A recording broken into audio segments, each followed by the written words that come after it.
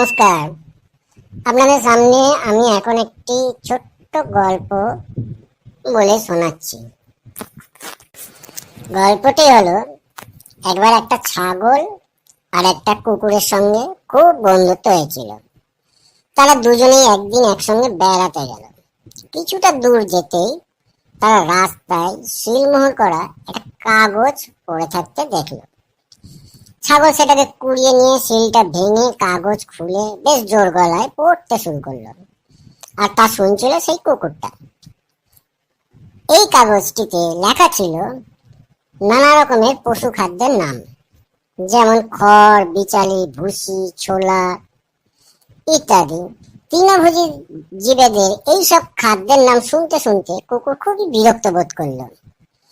সে ছাগলটাকে বলল, কিছুটা বাদ দিয়ে নিচের দিকটা একবার দেখো তো, সেখানে মাংস ও হাড়ের কথা কিছু লেখা আছে কিনা। ছাগল নিচের অংশটাও জোরে জোরে পড়তে লাগলো, কিন্তু না, কোথাও মাংস ও হাড়ের নাম গন্ধও লেখা নেই।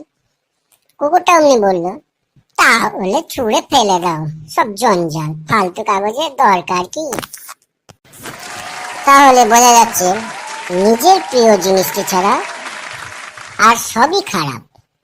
লাভ নেই তো গরজ নেই।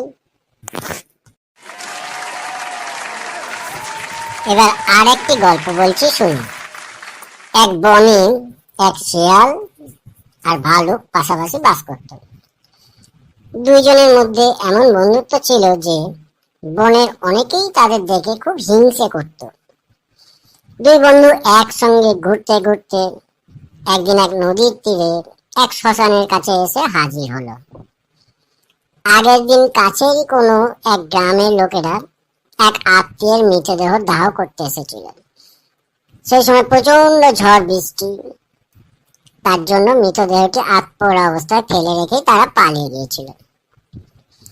শিয়াল ওই মৃতদেহটা দেখে আনন্দে ভালুককে বলল, সত্যি আজ কার মুখ দেখে উঠেছিলাম, দেখছো কি হিষ্টপুষ্ট মানুষের দেহ।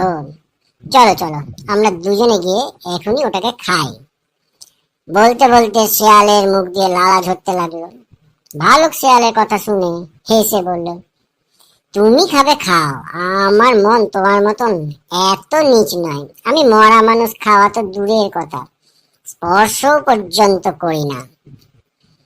ভালুকের ও ধরনের কথা শুনে শিয়াল বিন্দুমাত্র লজ্জা না পেয়ে বলল, বন্ধু, তুমি যা বললে তা সবই ঠিক, কিন্তু আমার কথা হচ্ছে, তুমি যদি জ্যান্ত মানুষ দেখলেই তাকে হত্যা না করতে, তাহলেই আমি জোর গলায় বলতাম তুমি আমার চেয়ে উন্নত মানের জীব। কিন্তু তুমি তো তা করো না।